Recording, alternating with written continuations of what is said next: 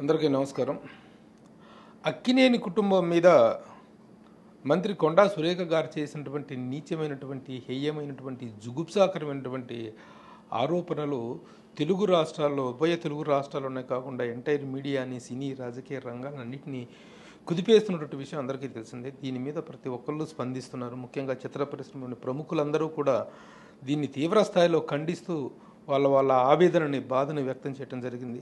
కొండా సురేఖ గారి జీవిత ఆధారంగా బయోగ్రఫీ తీసినటువంటి దర్శకులు, ప్రముఖ దర్శకులు రామ్ గోపాల్ వర్మ గారు కూడా దీన్ని తీవ్రంగా ఖండిస్తూ, అసలు చేసింది, గాయపరిచింది, బాధ పెట్టింది అక్కినేని కుటుంబాన్ని అయితే సారీపోయి సమంతకు చెప్తారేంటి అని చెప్పేసి ఆయన ప్రశ్నించడం రియల్లీ వండర్ఫుల్ రైజింగ్. అది నిజంగా సమంతకు సారీ చెప్పానంటే ఏం చెప్పారు? సారీ సమంతకు ఆవిడ సారీ ఏం చెప్పలేదు. అసలు సమంతకు సారీ చెప్పాల్సిన అవసరం లేదు. సమంత మీద కాదు ఈవిడ ఆరోపణలు చేసింది. ఈవిడ ఆరోపణలు చేసింది ఒక ప్రతిష్టాత్మకమైన అక్కినేని కుటుంబం మీద.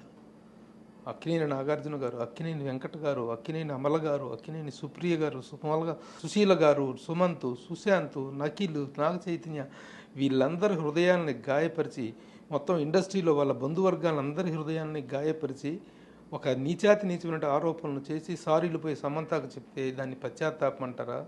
దాన్ని రియలైజేషన్ అంటారా? కేవలం ఏదో ఒకటి మొహాన పడేస్తే సరిపోతుంది అనుకుంటున్నా. అదే ఆవిడకి నేను సారీ కూడా చెప్పలేదు, ఉపసంహరించుకుంటున్నానని చెప్పారు.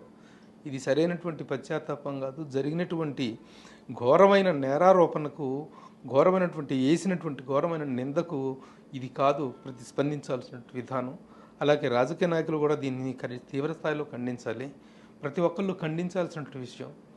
ఎందుకంటే మొదటి నుంచి ఎన్నో దశాబ్దాలుగా తెలుగు వారి జీవన విధానంలో ఒక భాగంగా మమేకమైనటువంటి కుటుంబం అక్కినేని కుటుంబం అంటే, ఆ కుటుంబం మీద ఇంత నీచమైనటువంటి నింద వేసి, మీ రాజకీయమైనటువంటి కక్షలు, రాజకీయమైనటువంటి కార్పణ్యాలు ప్రతిరోజు ఏవో ఒకటి అనుకోవటం, తిట్టుకోవటం, కొట్టుకోవటం అనేటువంటి ఒక రాజకీయ రచ్చలోకి ఆ మొహాన పూసి తొడ్డును తుడిచేసుకొని పోయేటువంటి వ్యవహారం కాదు ఇది.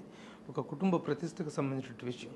కాబట్టి ప్రతి ఒక్కరూ దీన్ని తీవ్ర స్థాయిలో స్పందించాల్సిన అవసరం ఉంది. రామ్ గోపాల్ వర్మ గారు చెప్పినట్లుగా దీన్ని ఇంతటితో వదిలేయటం, సారీలతో వదిలేయటం కాదు. దీని మీద ఒక తీవ్రమైనటువంటి ప్రతిఘటన, ప్రతిచర్య ఉండాలని చెప్పి రామ్ గోపాల్ వర్మ గారు చెప్పినటువంటి మాట నిజం. కాబట్టి మీడియా పక్షాన్ని ఈ విషయాన్ని నేను తీవ్ర స్థాయిలో ఖండిస్తున్నాను.